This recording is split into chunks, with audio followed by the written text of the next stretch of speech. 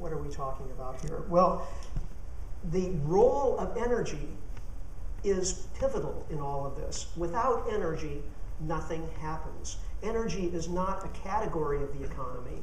Energy is the economy. And oil, in particular, has a central place in the economy because it's the basis of virtually all transportation. So take away oil, and global trade essentially ceases. Well, oil, as we all know, is a non-renewable resource. So when do we have to start worrying about oil depletion? The scientist who first understood that matter is this gentleman here, M. King Hubbert, who was probably the most important geophysicist of the 20th century. He famously forecast back in 1956 that US oil production would hit its peak around 1970 and begin to decline. Now this was taken as heresy at the time because, of course, the US was the epicenter of the world oil industry. We all think of the US today as the world's largest oil importing nation, which of course it is. But we tend to forget that in the early part of the 20th century, the US was the world's foremost oil exporting nation. And in fact, in a typical year in the early 20th century, half or more of the world's oil was coming from places like Southern California, Pennsylvania, Ohio, Oklahoma, and so on. Well, it turned out that Hubbert was exactly right. US oil production did peak and begin to decline in the year 1970. These vertical green bars are discovery of oil in the US, and as you can see, discoveries of oil peaked around 1930. And this was the clue that led Hubbert to forecast that US oil production would then peak a few decades later. After all, you have to find oil before you can extract it or produce it. Now, the same thing is happening in other nations around the world. The UK, of course, saw its peak of oil production from the North Sea in 1999, and the nation is once again a net oil importer. This has happened also to Indonesia, which was back when it was the Dutch East Indies.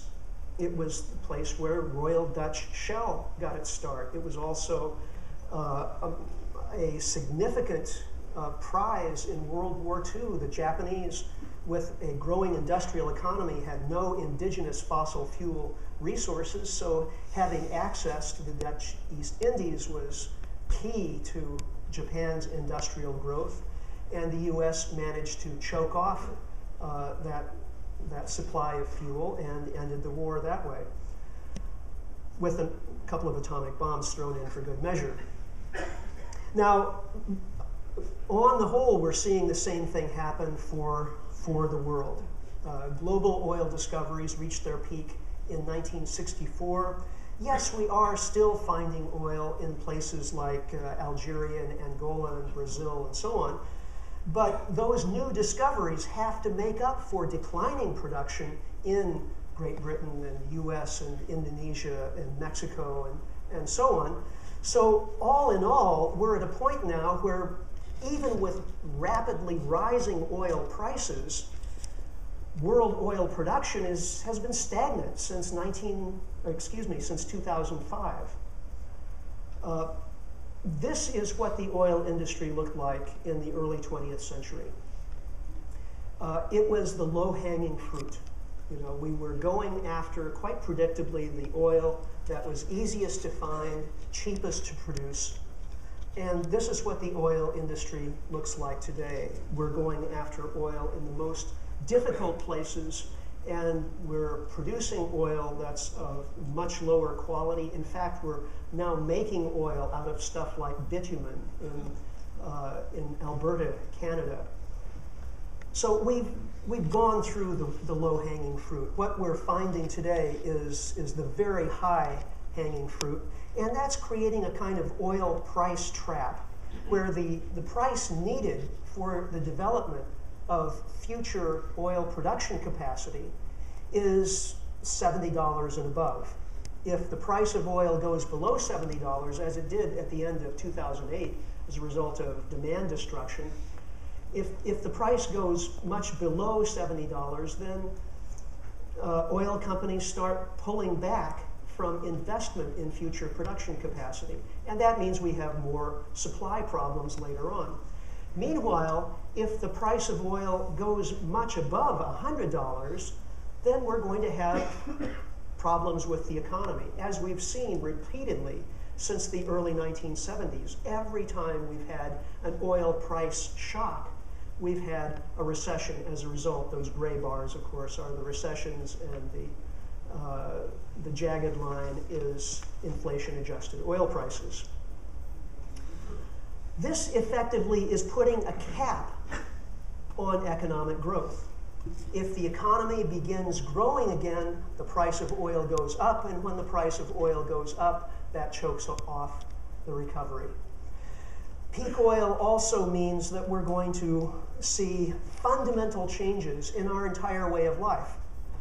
Every time I go to an airport and get into one of these aluminum tubes to fly from one city to another, as I did a couple of days ago, I'm amazed that this is even possible.